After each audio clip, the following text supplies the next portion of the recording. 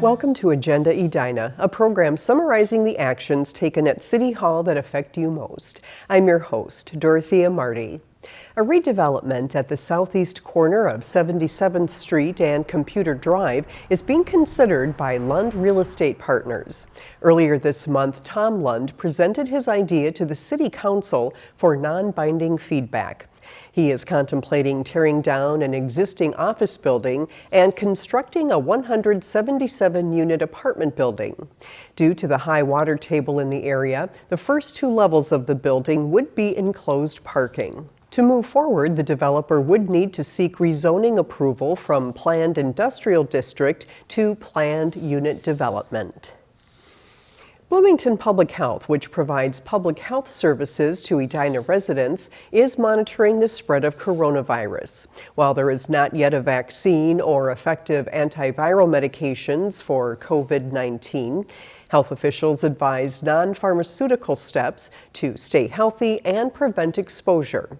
Stay home when you're sick, cover your cough, and wash your hands. This is being spread by droplet, so meaning that when they're talking about you want to be 6 feet away from somebody, it's trying to get that space between people. So if somebody who is sick, if they cough or sneeze, that you're not going to have that droplet come onto you.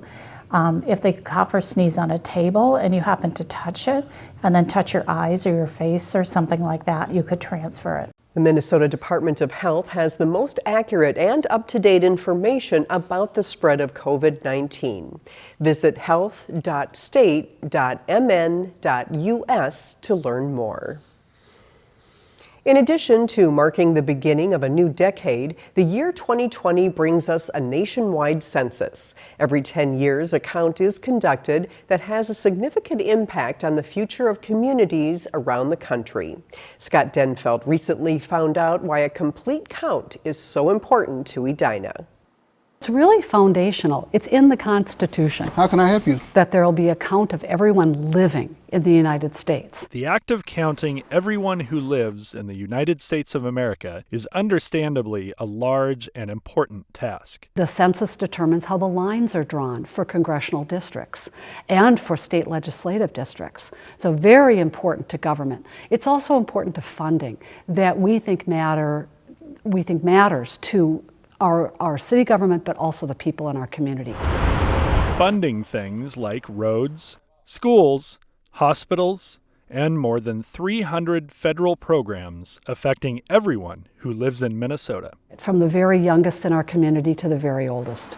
The result also steers private investment for the next decade. Where does it make sense to build more housing? What kind of housing does it make sense to build?